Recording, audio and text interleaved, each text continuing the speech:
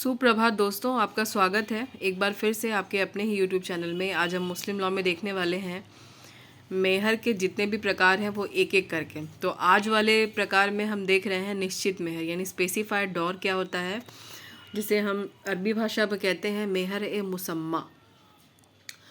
इसके पहले वाला जो मैंने मुस्लिम लॉ का वीडियो डाला था उसमें मैंने क्लासिफिकेशन ऑफ मेहर के बारे में बता दिया था आपको। अगर आप लोगों ने अभी तक नहीं देखा है तो जाके प्लीज़ आप प्लेलिस्ट पर चेक करें और एक एक करके सारे वीडियो को देखते जाएं और अपने नोट्स को प्रिपेयर करते जाएं।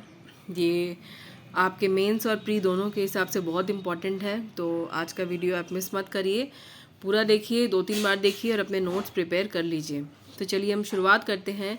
स्पेसिफाइड डॉर यानी निश्चित मेहर, मेहर ए मुसम्मा क्या होता है, उसे एक एक करके पॉइंट टू पॉइंट हम समझेंगे। तो सबसे पहला पॉइंट मैंने यहाँ पे लिखा है, विवाह की संविदा के समय इसे निश्चित कर लिया जाता है। मतलब ये एक ऐसा मेहर होता है जिसे निकाह के टाइम पर ही डिसाइड कर लिया जाता है कि लड़की को कितनी रकम दी जाएगी। दूसरा पॉइंट मैंने लिखा है, पक्षकार सक्षम नहीं होने पर संरक्षक द्वारा निश्चित। तो ये आप लोगों ने मुस्लिम लॉ में पहले ही पढ़ लिया होगा, कई लोगों को ये पता भी होगा, जो नए हैं उनके बारे में नहीं बात हो रही है कि अगर पक्षकार यहाँ सक्षम नहीं होते हैं तो उनके जो गार्जियन होते हैं यानी उनके फादर और उनके दादा, वही उनकी शादी को डिसाइड करते हैं उन बच्चों के बिहाफ में।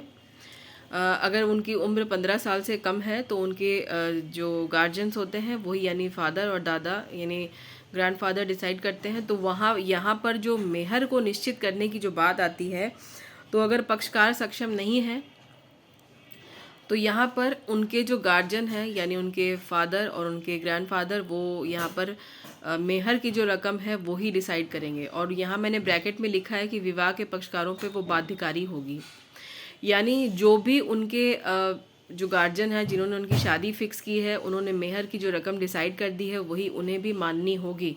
जो भी विवाह के यानी कि निकाह जिनका हो रहा है उनके बारे में यहाँ बात हो रही है।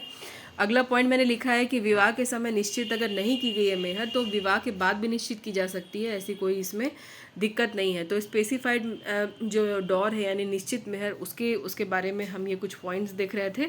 और इसके साथ हमें एक केस और देखना है, सैयद सबीर हुसैन वर्सेस फरजन हसन का केस है, 1937 का केस है। तो इस केस में यही स्पेशली जो है मेंशन किया गया कि जो पक्षकार सक्षम नहीं होते हैं और उनके जो गार्जियन होते हैं वो जो मेहर की रकम डिसाइड करते हैं तो वो कैसे करते हैं, और बाद में अगर कुछ और परिणाम सामने आते हैं तो मेहर की रकम दी कैसे जाएगी। तो चलिए हम देखते हैं ज़रा सा। यहाँ देखिए मैंने ब्रैकेट में लिख भी दिया है कि संरक्षक द्वारा निश्चित की गई मेहर से रिलेटेड है ये केस और उसी पर ही बेस्ड है।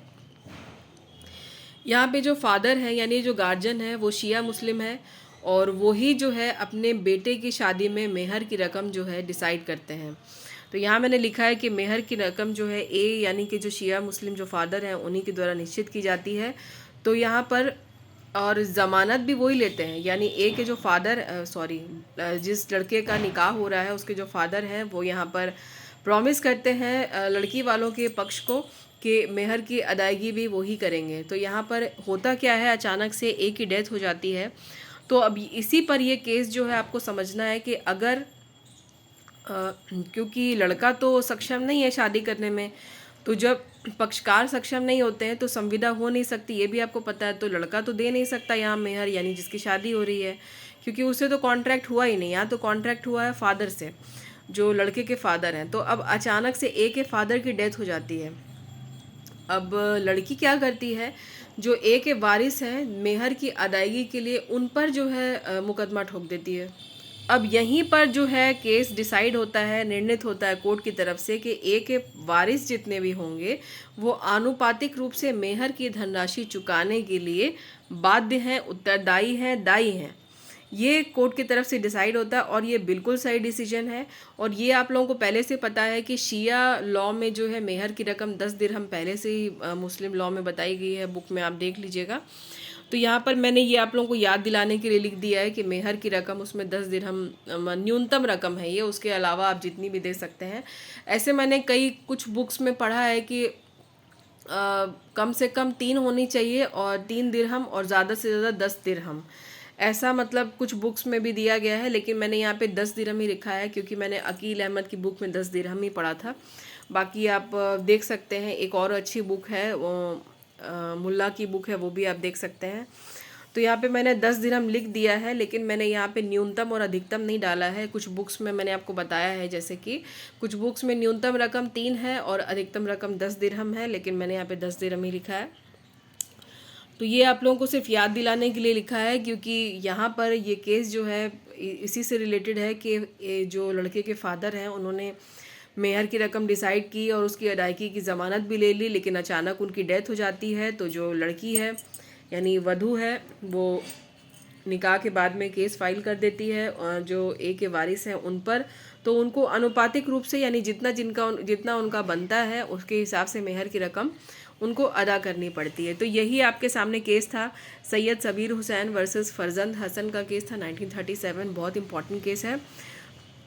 तो ये आपका ख़त्म होता है आज का मेहर ए मुसम्मा बहुत ही कम टाइम में। और आप वीडियो को 2-3 बार सुने, ज़्यादा लंबा वीडियो तो नहीं है। तो इसके साथ ही मैं इसको एंड करती हूँ। और इसके बाद हम जो है स्पेसिफाइड जो डोर है, इसके भी 2 टाइप्स हैं, उसको हम अगले वीडियो में समझेंगे। अभी फ़िलहाल तो इसको यहीं पर हम एंड करते हैं।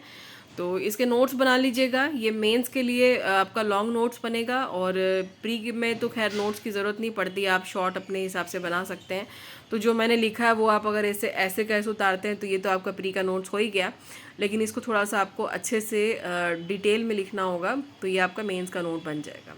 तो मैं ये कहूँगी कि अगर आप प्री के लिए शॉर्ट नोट बनाने के मतलब हैबिचुअल हैं, आप बनाते आ रहे हैं, तो फिर कोई दिक्कत नहीं है। नहीं तो फिर मेंस के लिए बनाइए, वो भी अच्छी बात है, वो आपके प्री के लिए भी हो जाएगा। तो आज का वीडियो आपको कैसा लगा कमेंट करके बताने की कोशिश करिएगा, कोई ज़बरदस्ती नहीं है। लाइक सब्सक्राइब शेयर करने की कोशिश करिएगा, कोई ज़बरदस्ती नहीं है। मन लगा के पढ़ते रहिए, खुद भी खुश रहिए, दूसरों को भी रहने दीजिए। वैकेंसीज़ का वेट मत करिए, अपने आप को तैयार करिए।